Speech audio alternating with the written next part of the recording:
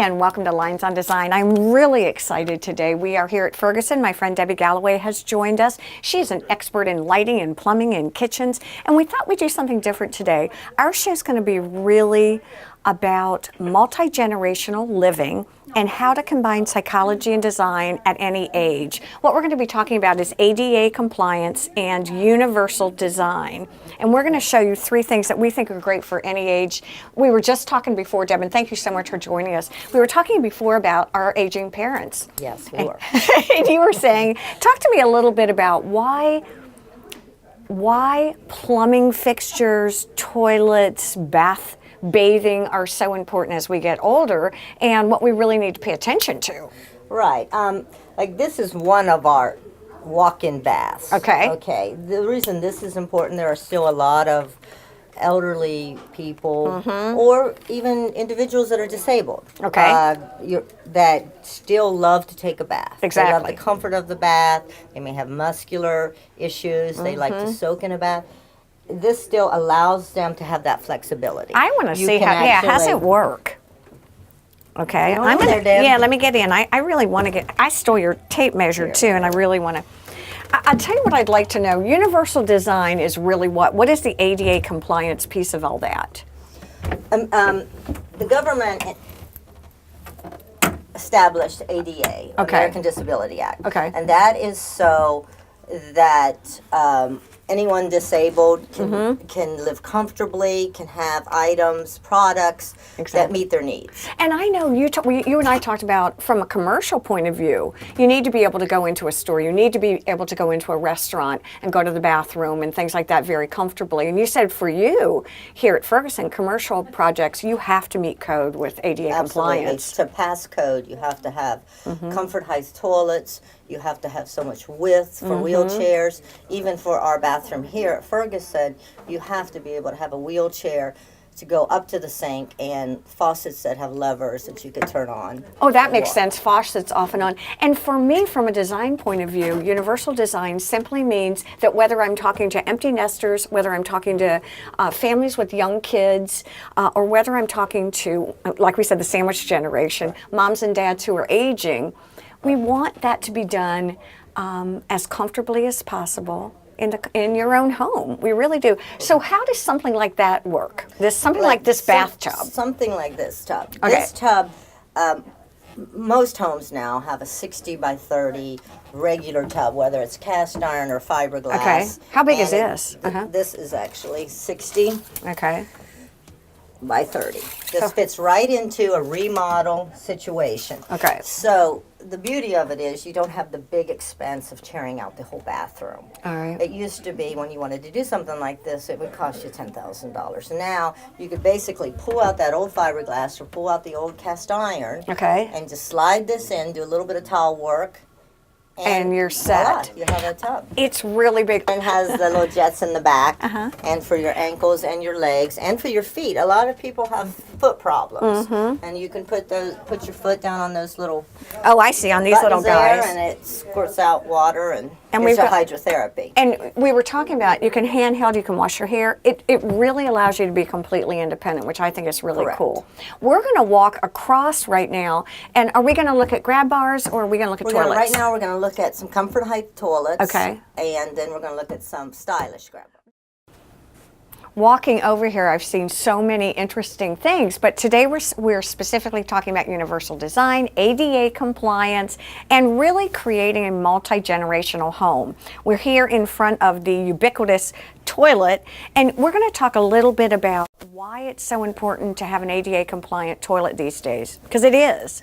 What's going on with these? Talk to me about this. Generally, most of the toilets that we put in now are ADA compliant. What does that mean? I would say 99% of them are. I don't even think we have a standard old style, short toilet in this building anymore. Yeah, I was going to say, what does that even mean? What it means is ADA compliant, American Disability Act again.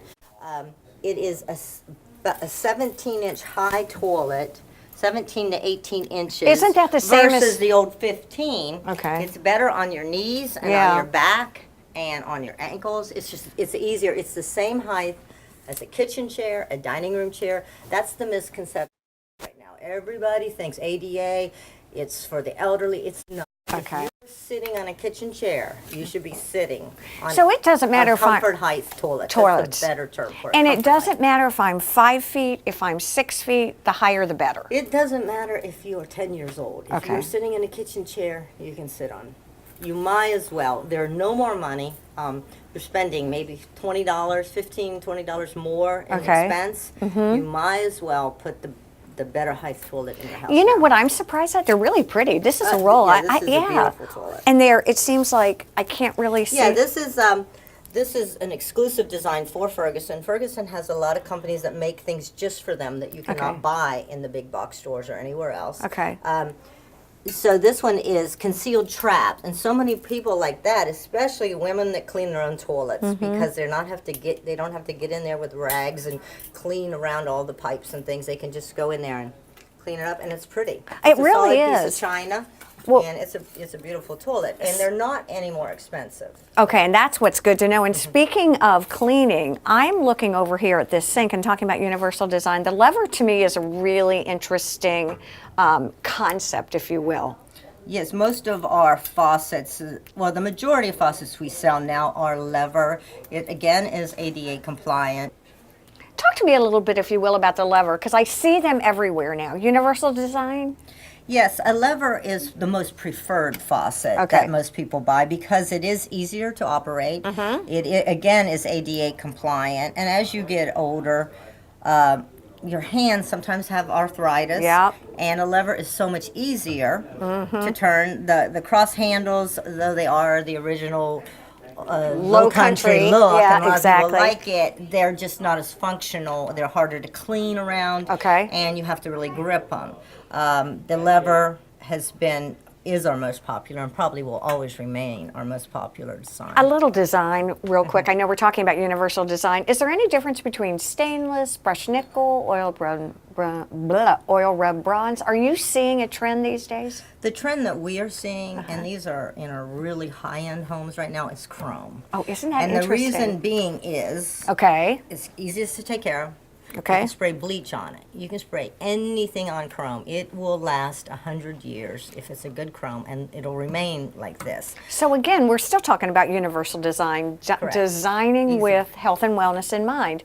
Last but not least, I think we're going to walk over again across the showroom. What are we going to look at? We're going to look at grab bars. Okay. Fancier. Okay, grab fancy, bars. not your plumbed Stylish. in, good Let's call them ones. stylish grab bars. That's what we're Exactly. gonna look I tell you what, this is really interesting. Walking over, we're talking about grab bars, and I just got back from the hotel and I was noticing grab bars, and these are definitely what you said. They're Not very stylish. They are not your grandmother's grab bar. All right, talk to me about why these are so important and how they're used and what different styles and kinds there are. Okay, well, I'd say in the last couple years they started to manufacture a prettier grab bar. It's not as commercial looking, so people don't have any problems putting them into their houses. Then, it used to be the minute you mentioned grab bar, oh my gosh, I'm getting old. Now it's Right. like, oh, well, that's nice looking. No one will even know it's a grab bar. So they actually buy them and install them, and they're great. The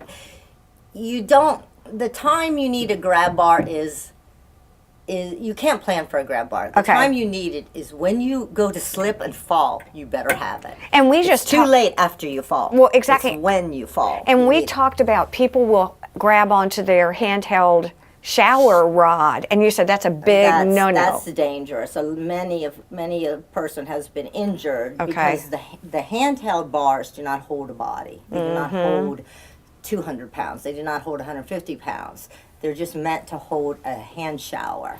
And that's the last thing you want anybody to do. But even they're- a child to grab onto that. You need to have another bar there. Okay. If you envision anybody slipping, or even a lot of people just bending over, they drop the soap. Oh, they yeah. drop- you know, it's nice to just to have something to grab onto now. Well, you know, and it's funny, we were looking at the ADA compliant toilet, and I see this toilet paper holder, which I thought was brilliant, because I know to sometimes grabbing to stand up off the toilet is an issue too. That's Well, really cool. This, Deb, is it's called our access line, and this is fantastic. This is actually a grab bar, but you wouldn't know it. No. The top bar, and this is where it's got the pivoting tissue holder, so you slide your tissue on. But if you need it to help stand, it's here for you.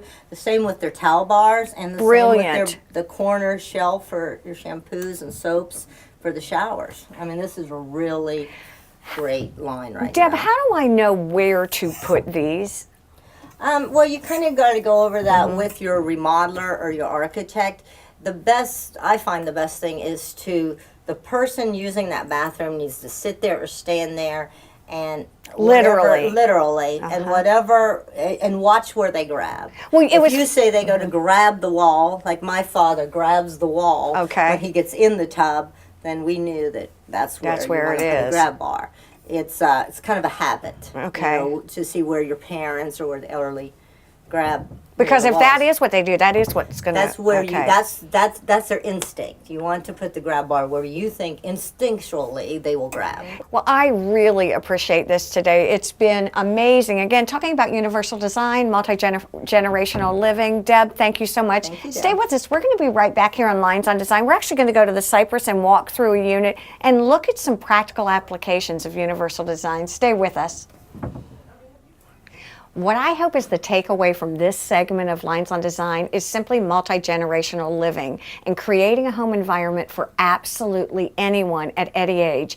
Deb has given us so much information about things that are simple that we can really do in our home, whether it's new, whether we're renovating, grab bars, toilet heights, very practical things, a lever. It all makes so much sense, and it's easy to do.